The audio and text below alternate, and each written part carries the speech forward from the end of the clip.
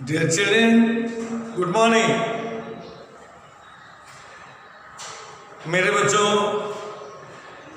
साहित्य सागर की 10 कहानी और 10 कविता से एक कहानी मैं कंप्लीट किया हूँ। आज मैं एक पोएम भी कंप्लीट करूँगा। आज के इस पीरियड में केवल मैं अर्थ बताऊंगा और इसका क्वेश्चन आंसर डिस्कशन के साथ अगले पीरियड में जाएगा, अर्थात एक और चैप्टर कंप्लीट हो जाएगा अगले वीक में। मेरे बच्चों, पहले हम बच्चों को तुम्हें कबीरदास के बारे में बताएंगे। कबीरदास कौन थे? कबीरदास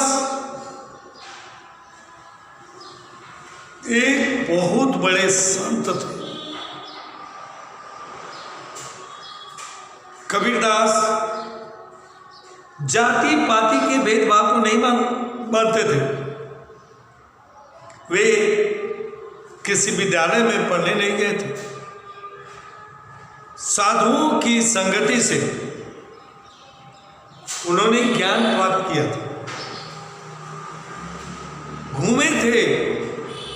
मेरे बच्चों, आज भी भारत में एक ऐसा वर्ग है जो कबीर को ईश्वर मानता है। संक्षेप में मैं कहूं मेरे बच्चों, कबीर जितने हिंदुओं के लिए पूज्य थे, उतने हमारे इस्लाम धर्म के मानने वाले लोगों के लिए भी पूज्य थे। उन्होंने ईश्वर के बारे में लिखा है, लेकिन मेरे बच्चों, उस ईश्वर के बारे में नहीं, उस ईश्वर के बारे में नहीं जिनका कोई रूप रंग आकार है। वे निराकार ईश्वर को ईश्वर मानते थे। मंदिर में जाकर मूर्ति की पूजा करना, इसका वे घोर विरोध करते थे। उनका मानना था कि ईश्वर किसी मंदिर मस्जिद में, अल्लाह किसी मंदिर मस्जिद में नहीं रहता, वो हर मनुष्य के दिल में रहता है। वे साकार, देखो, ईश्वर का 2 रूप है। ईश्वर के 2 रूप हैं। ईश्वर के 2 रूप हैं। पहला है साकार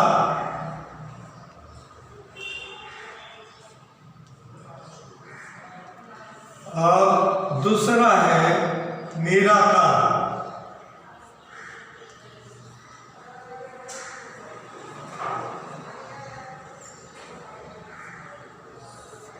ईश्वर के 2 रूप,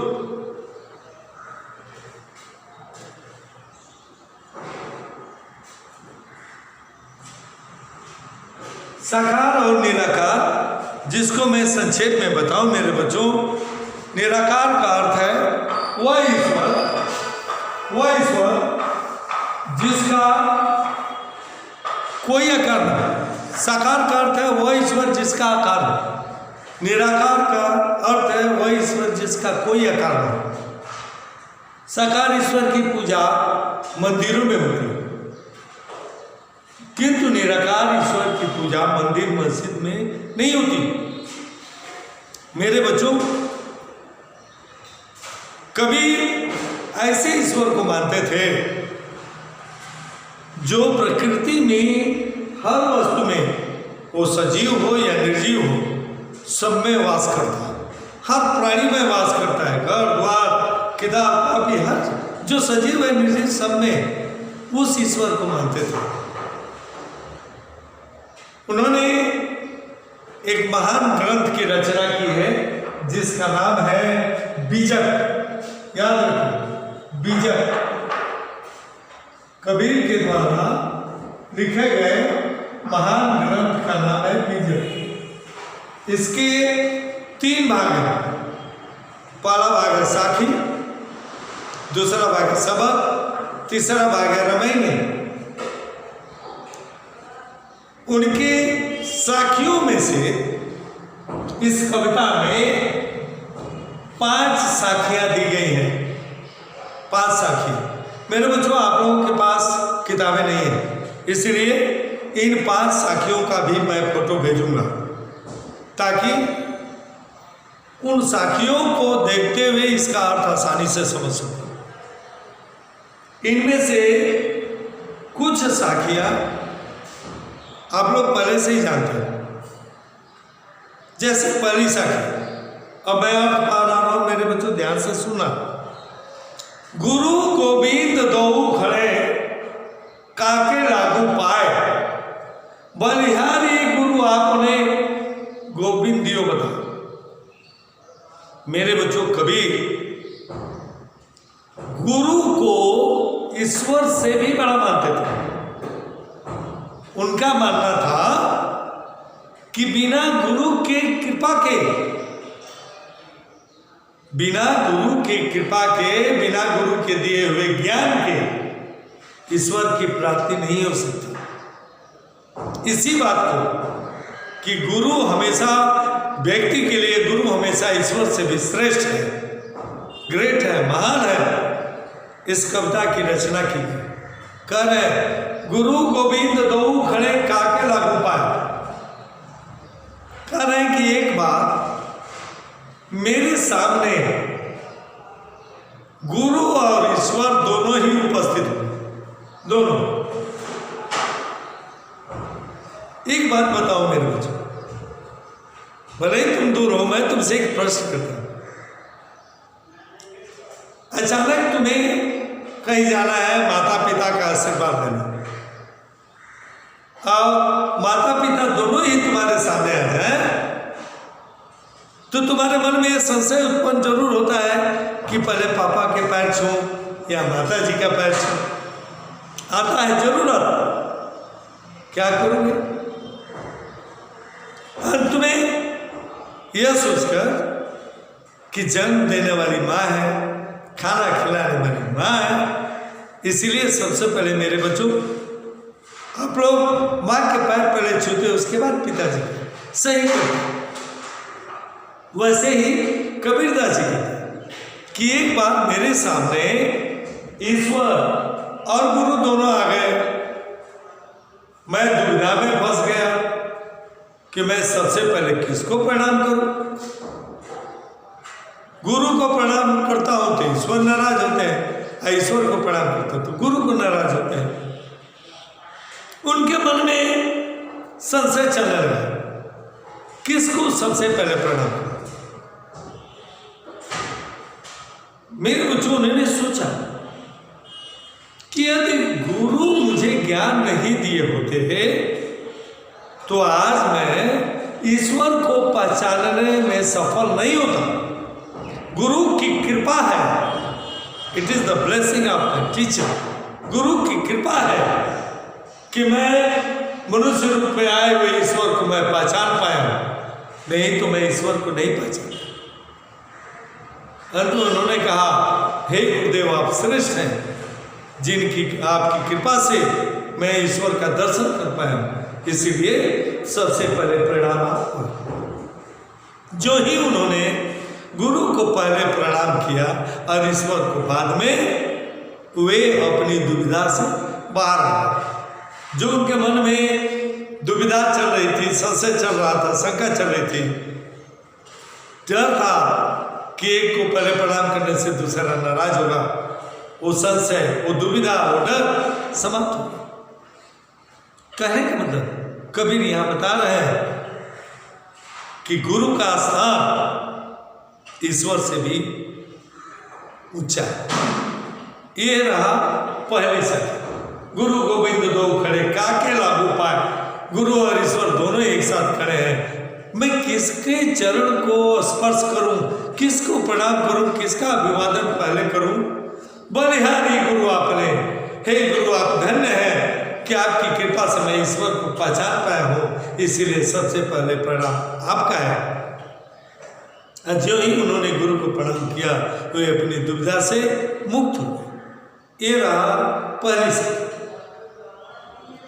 दूसरी साखी, जब मैं था तब हरि नहीं, अब हरि है तो मैं नहीं।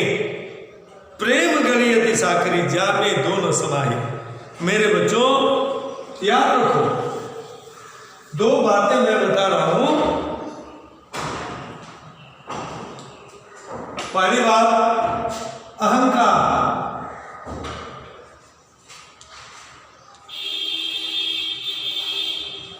और भक्ति।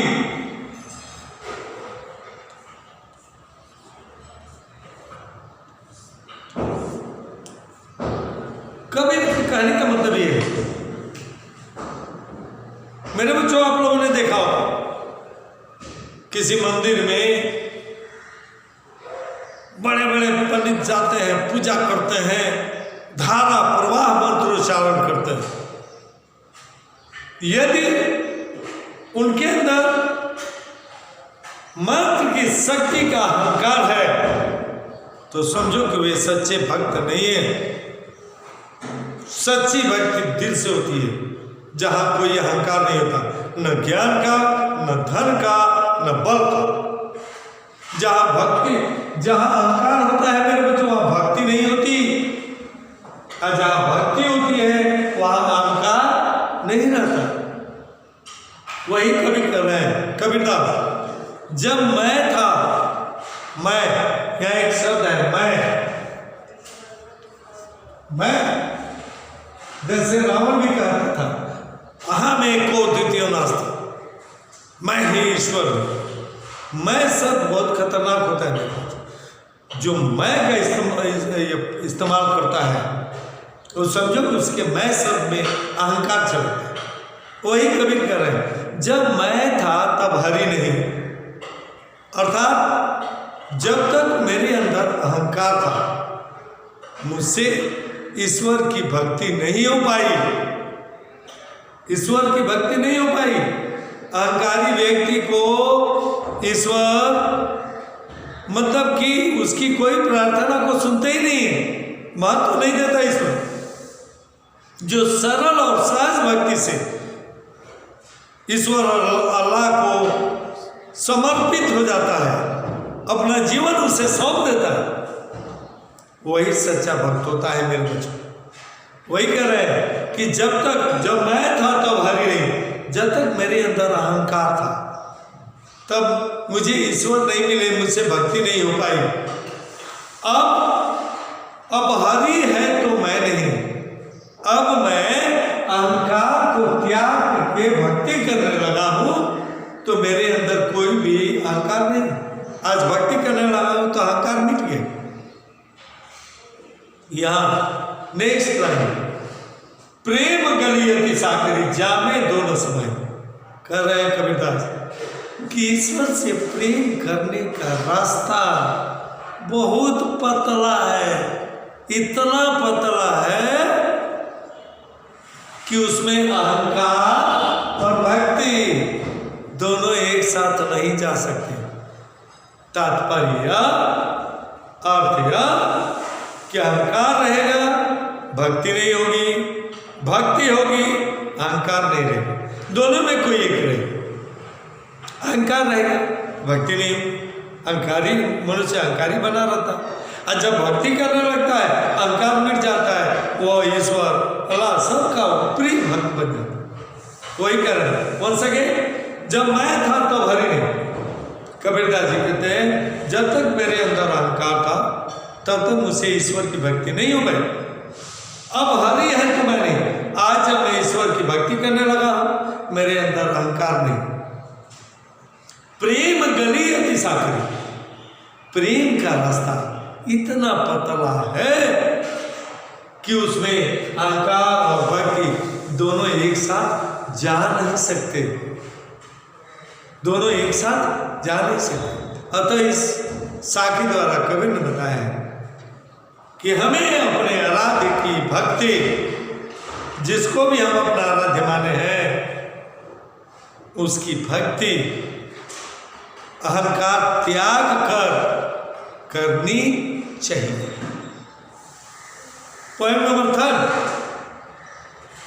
मेरे बच्चों, जो चीज कबीर की नजर में गलत होती थी उसका वे विरोध करते थे। कैसे विरोध किया इन दोहे में? काकर पाथर जोड़ के मस्जिद लय बनाए। उन्होंने इस्लाम धर्म पर भी चुट पहुंचाया क्योंकि उन्हें गलत लगता था। क्या करें, कंकड़ पत्थर सीमेंट से आपने मस्जिद तो बना लिया और ऊपर आपने लाउड स्पीकर भी लगा दिया। क्यों? ताचड़ी मुल्ला बाग दे, क्या बहरा हुआ खुदा? और अजान पढ़ते समय आपने लाउड स्पीकर का सहारा दिया, क्या खुदा बहरा है? नहीं, खुदा की इबादत करनी हो तो दिल से करिए। खुदा की इबादत दिल से करेंगे तो आपकी इबादत पल भर में खुदा तक पहुंचेगी और उसका सवाब आपको मिलेगा। ये मेरे बच्चों, उन्होंने कहने का मतलब ये, कभी पूजा पाठ में किसी प्रकार का आडंबर, ढोंग, दिखावा पसंद नहीं करते थे। उन्होंने हिंदुओं को भी नेक्स्ट पोएम में हिंदू की पूजा पद्धति मूर्ति पूजा का भी उन्होंने विरोध किया है। कैसे? पहाड़ पूजे हरि मिले तो मैं पूजू पहाड़। कह रहे हैं लोग मूर्ति पूजा करते हैं, पत्थर की पूजा करते हैं, तो मैं क्यों पत्थर की पूजा करने जाऊँ, छोटे से पत्थर की? अरे उस छोटे से पत्थर की पूजा करने के बजाय मैं किसी बड़े पर्वत की पूजा करूं, क्योंकि वो बड़ा है, वो ज्यादा फल देगा। तो छोटा सा पत्थर क्या फल देगा? बड़ा की पूजा करूंगा, बड़ा फल देगा। ध्यान देते चलो। और क्या कर रहे हैं? ताते ये चाकी भरी पीस खाए संसार। छोड़ो मूर्ति की बात, छोड़ो पर्वत की बात। मैं तो सबसे अच्छा, कबीरदास जी कह रहे हैं, मैं तो सबसे अच्छा उस चक्की की बात करते हैं। मेरे बच्चों, आजकल तो आप लोगों को चक्की देखने के लिए नहीं मिलती। पहले घर घर में वो पत्थर की बनी हुई चक्की होती थी, उसी में गेहूं आदि पीस करके लोग रोटियां खाते थे। और पहले के लोग, पहले की महिलाएं, हमारी माताएं बहनें सेहतमंद हुआ करते थे। मेरे बच्चों, उसी चक्की का जो हाथ से चलाया जाता है, बीच में होल होता है जिसमें गेहूं आदि अनाज डालने पर वो उसे पीसा जाता है। तो वही कह रहे हैं, ताते ताते ये चाकी भरी,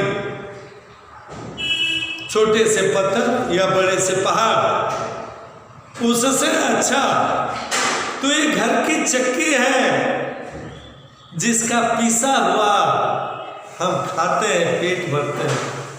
तो मैं क्यों मूर्ति पूजा करने जाऊं? मैं पूजा करूंगा तो उस चक्की की पूजा करूंगा जिसका पीसा हुआ अनाज से हम अपना पेट भरते हैं। ये थी, क्योंकि हिंदू पूजा पाठ में उन्हें आडंबर दिखता था, ढोंग दिखता था, इसलिए उन्होंने इस बात का विरोध किया।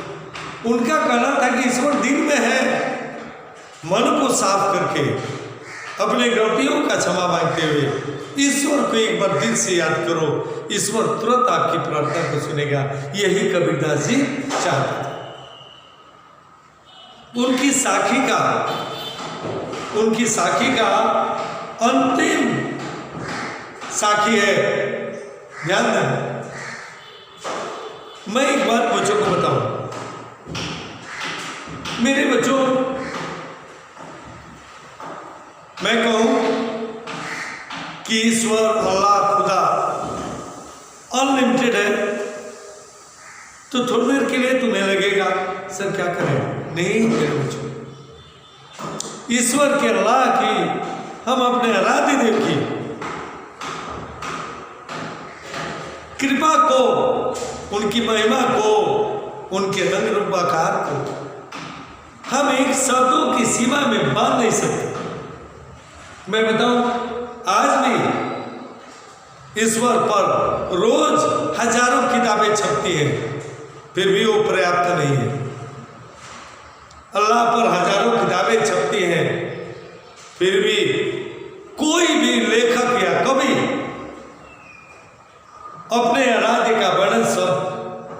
शब्दों में नहीं कर सकता।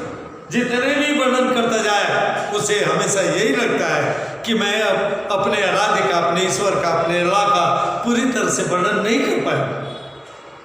क्यों? क्योंकि ईश्वर अल्लाह अनलिमिटेड है, न उनका आदि है न अंत। अनादि मतलब कि वो अनलिमिटेड है। जितना उनके बारे में लिखेंगे वो शब्द हमेशा कम पड़ते जाएंगे।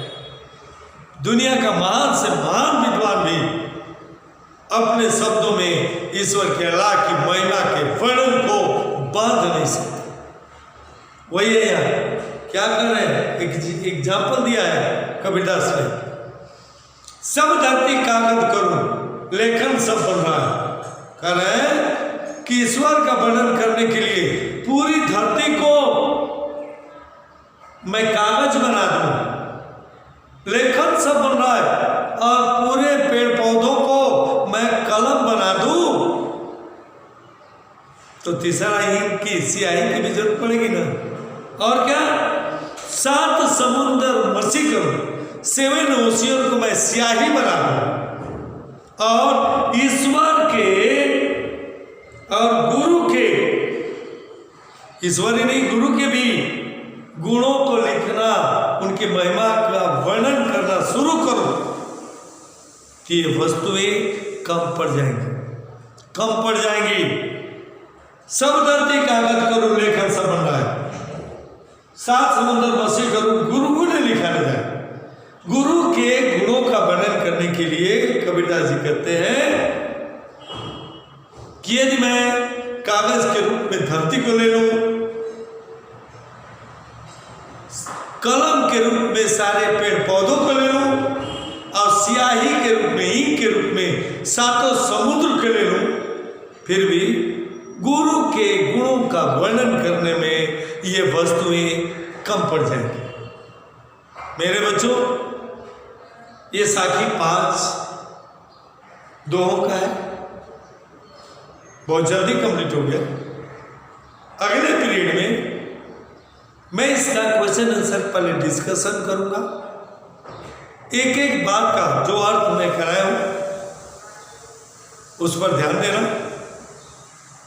फिर भी उस दिन भी क्वेश्चन आंसर कराते समय जिन साखियों को मैं क्वेश्चन आंसर के लिए मैं चुनूंगा प्रश्न उत्तर के लिए, फिर से उनका अर्थ बताऊंगा, फिर मैं उसका प्रश्नाभ्यास कराऊंगा, प्रश्न और उसका उत्तर बताऊंगा, तब जाकर ये चैप्टर कंप्लीट होगा। अगले पीरियड तक के लिए मेरे बच्चों थैंक यू। मन लगाकर पढ़ाई करना, माता पिता की सेवा करना, और हमेशा सेहतमंद रहने की कोशिश करना, बाहर कम निकलना। Thank you ji, thank you.